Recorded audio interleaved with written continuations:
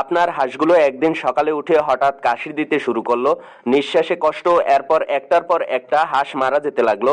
ভাবছেন বুঝি খামারে সমস্যা? না ভাই, এটা ডাক প্লেগ। এই রোগ 24 থেকে 48 ঘন্টার মধ্যে পুরো খামার শেষ করে দিতে পারে।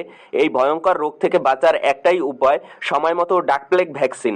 হাঁসকে প্রথম ভ্যাকসিন দিতে হবে 45 দিন বয়সে, এরপর প্রতি 6 মাস পর পর বুস্টার ডোজ দিতে হবে। ভ্যাকসিনের নাম আমি বলে দিচ্ছি, ডাক প্লেগ ভ্যাকসিন বা ডিপি ভ্যাকসিন নামে পাওয়া যায়।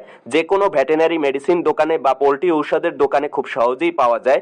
মাল্টি ডোজ বা সিঙ্গেল ডোজ দুইটিতেই পাওয়া যায়। খামারের পরিমাণ অনুযায়ী কিনলেই হয়। ইনজেকশন বা চোখের ফোঁটা দুইভাবেই ব্যবহার করা যায়, তবে ইনজেকশন বেশি কার্যকর।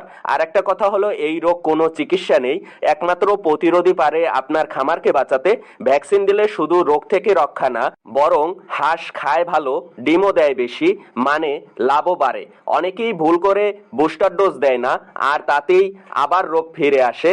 তাই নিয়ম না মানলে একদিন হঠাৎ খামার শেষ হয়ে যাবে, আপনি বুঝতেই পারবেন না। খামারকে বাঁচাতে চাইলে এখনই ভ্যাকসিন দিন। ভবিষ্যতের ক্ষতি ঠেকাতে সচেতন হন আজ থেকেই।